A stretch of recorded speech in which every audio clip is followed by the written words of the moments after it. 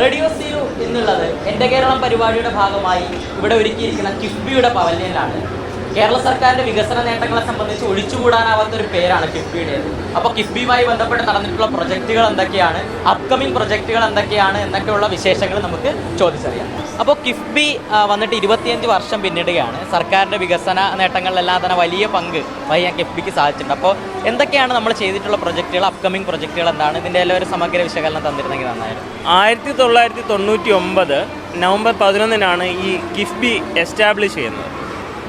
അതിൽ നിന്ന് നമ്മൾ നോക്കുകയാണെന്നുണ്ടെങ്കിൽ നമ്മൾ ഈ പ്രോജക്ട്സ് വൈസ് നമ്മൾ ഏറ്റവും കൂടുതൽ ചെയ്തിരിക്കുന്നത് ഏകദേശം ഒന്നാം പിണറായി സർക്കാരിൻ്റെ ആരംഭം മുതലാണ്. അപ്പോൾ നമ്മുടെ കിഫ്ബിയുടെ മേന്മ എന്താണെന്ന് നമ്മൾ കാണിക്കുകയാണെന്നുണ്ടെങ്കിൽ പിന്നോട്ട് നിന്ന ഒരു നാടിൻ്റെ വികസനം മുന്നോട്ട് കൊണ്ടുവരാനായിട്ട് കിഫ്ബിക്ക് സാധിച്ചിട്ടുണ്ട്. കിഫ്ബി കേവലം ഒരു ഫണ്ടിങ് ഏജൻസി മാത്രമല്ല, കിഫ്ബിയിലൂടെ തന്നെ നമ്മൾ പല രീതിയിലുള്ള ഇൻഫ്രാസ്ട്രക്ചർ ഡെവലപ്മെൻറ്റാണ് മെയിൻലി ഫോക്കസ് ചെയ്യുന്നത്. ഇപ്പോൾ നമുക്കറിയാം, റോഡുകളായിരുന്നു കഴിഞ്ഞാലും പാലങ്ങളായിരുന്നു കഴിഞ്ഞാലും സ്കൂൾ ബിൽഡിങ്ങുകളായിരുന്നു കഴിഞ്ഞാലും ഇതെല്ലാം ഹൈടെക് ആവുകയാണ്. പിന്നെ നമ്മൾ നോക്കുന്ന സമയത്ത് ഹോസ്പിറ്റൽസ്, പണ്ട് കേരളത്തിൽ എങ്ങനെയാണോ ഹോസ്പിറ്റൽസ് ഉണ്ടായിരുന്നത് ആ ഒരു രീതിയിലല്ല ഇന്ന് ഹോസ്പിറ്റൽസ്. അതുമാത്രമല്ല, സ്കൂളുകളിൽ പണ്ട് കുട്ടികളുടെ എണ്ണം കുറവായിരുന്നു. കാരണം എന്ന് പറഞ്ഞാൽ സ്കൂളുകളുടെ മോശം പെർഫോമൻസ് ആവാം, അല്ലെങ്കിൽ സ്കൂൾ കെട്ടിടങ്ങളുടെ മോശം അവസ്ഥയാവാം. പക്ഷേ ഇന്ന് നമ്മൾ നോക്കുകയാണെന്നുണ്ടെങ്കിൽ ഇതിനെല്ലാം നല്ല മാറ്റം വരുന്നുണ്ട്. സ്കൂളുകളിലേക്ക് മാതാപിതാക്കൾ കുട്ടികളെ കൂടുതലായിട്ട് അയക്കുന്നു. കാരണം എന്ന് പറഞ്ഞാൽ ഇന്ന് ഏത് സ്കൂളെടുത്ത് നോക്കിക്കഴിഞ്ഞാലും നമുക്ക് ഹൈടെക് ക്ലാസ് റൂംസ് കാണാൻ പറ്റും. അതായത് ഇന്നത്തെ കുട്ടികളെ നമ്മൾ പഠിപ്പിക്കുന്ന സമയത്ത് വെറുതെ പഠിപ്പിച്ചാൽ മാത്രം പോരാ, അവർക്ക് അതൊരു പ്രാക്ടിക്കൽ നോളജ് കൊടുത്തു കഴിഞ്ഞാൽ അതൊരു പ്ലസ് പോയിൻ്റാണ്. അതിന് കിഫ്ബി വഴിയിട്ടുള്ള സ്കൂളുകൾ സാധിക്കുന്നുണ്ട്.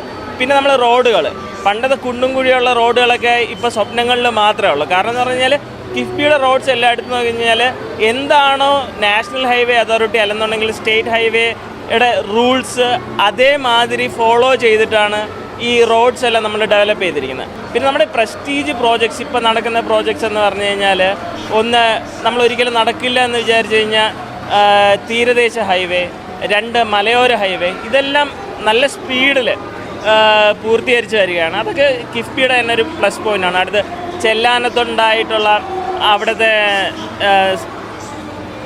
തീരസംരക്ഷണ ഭിത്തികൾ, അതുപോലെ അതിൻ്റെ ഡിസൈൻസ്, ഇതേപോലത്തെ കാര്യങ്ങളെല്ലാം കിഫ്ബി വന്നതിന് ശേഷമാണ് തുടങ്ങിയതിൽ. അത് നമുക്ക് സന്തോഷമുണ്ട്. കാരണം എന്ന് പറഞ്ഞാൽ ഈ പ്രോജക്ട്സ് നമ്മൾ കംപ്ലീറ്റ് ചെയ്യുന്നതോടൊപ്പം അതിൻ്റെ ക്വാളിറ്റി അസസ് ചെയ്യാൻ വേണ്ടി കൂടെ നമ്മൾ നോക്കുന്നുണ്ട്. കാരണം എന്ന് പറഞ്ഞാൽ എനിക്ക് തോന്നുന്നു ഇതിൽ ഒരു എക്സാമ്പിൾ വിങ്ങാണ് BIM ബിൽഡിംഗ് ഇൻഫർമേഷൻ മോഡലിംഗ് എന്ന് പറയുന്നത്.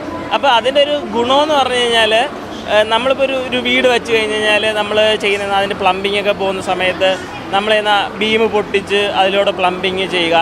പക്ഷേ ഇപ്പോൾ അതിൻ്റെ ഒന്നും ആവശ്യമില്ല. ഇത് നമ്മൾ ആദ്യം തന്നെ മോഡൽസ് എല്ലാം ക്രിയേറ്റ് ചെയ്തിട്ട് അത് എങ്ങനെ റൂട്ട് ചെയ്യണം ഇതെല്ലാം ആ കോൺട്രാക്ടറിന് അറിയാൻ പറ്റും ഇങ്ങനെ ചെയ്ത് കഴിഞ്ഞാൽ. പിന്നെ ആ വിഷ്വലൈസേഷൻ, കാരണം എന്ന് പറഞ്ഞാൽ നമ്മളിപ്പോൾ നമ്മളൊരു വീട് അല്ലെന്നുണ്ടെങ്കിൽ ഒരു ഹോസ്പിറ്റൽ ബിൽഡിംഗ് അത് എങ്ങനെ ഫൈനലൈസ് ചെയ്യുമ്പോൾ എങ്ങനെ ആയിരിക്കണമെന്ന് നമുക്ക് ആദ്യമേ അതിൻ്റെ ഒരു ലേയിങ് സ്റ്റോൺ ഇടുന്നതിന് മുന്നേ തന്നെ നമുക്ക് അറിയാൻ പറ്റും. ഇപ്പോൾ ചെയ്യുന്ന വയനാട് പ്രോജക്റ്റ് ആയിരുന്നു കഴിഞ്ഞാലും, ഈ വയനാട് പ്രോജക്റ്റ് വരുന്ന സമയത്ത് എങ്ങനെ ഇരിക്കും വയനാട്, ആ ലാൻഡ് സ്ലൈഡ് കഴിഞ്ഞിട്ടുള്ള പുതിയൊരു വയനാട് എങ്ങനെ ഇരിക്കും എന്നുള്ള ഫോട്ടോസ് തന്നെ ഇപ്പം നമുക്ക് പത്രമാധ്യമങ്ങളോട് കാണാൻ പറ്റി. ഇപ്പം ഫോർ എക്സാമ്പിൾ നമ്മൾ എൻ്റെ കേരളത്തിൻ്റെ പവലിയൻ്റെ ഫ്രണ്ടിലുള്ള ഫസാഡിൽ വരെ അതുണ്ട്. അത് എങ്ങനെ ആയിരിക്കാം, ഇതെല്ലാം പുതിയ ടെക്നോളജീസ് വന്നിട്ടാണ് അതുണ്ടത്. ഇതെല്ലാം കിഫ്ബിയും ഈ ടെക്നോളജീസിലൂടെയാണ് നമ്മൾ പ്രവർത്തിക്കുന്നത്. അത് കാരണം നമുക്ക് നമ്മുടെ മുദ്രാവാക്യം ഇത് തന്നെയാണ്: ധനലഭ്യത, കൃത്യസമയം, അതോടൊപ്പം തന്നെ ക്വാളിറ്റി. അപ്പോൾ ഇതിൽ 3 ഊന്നുകൊണ്ടാണ് നമ്മൾ എന്ത് ചെയ്യുന്നത്, കിഫ്ബി മുന്നോട്ട് പോയിക്കൊണ്ടിരിക്കുന്നത്.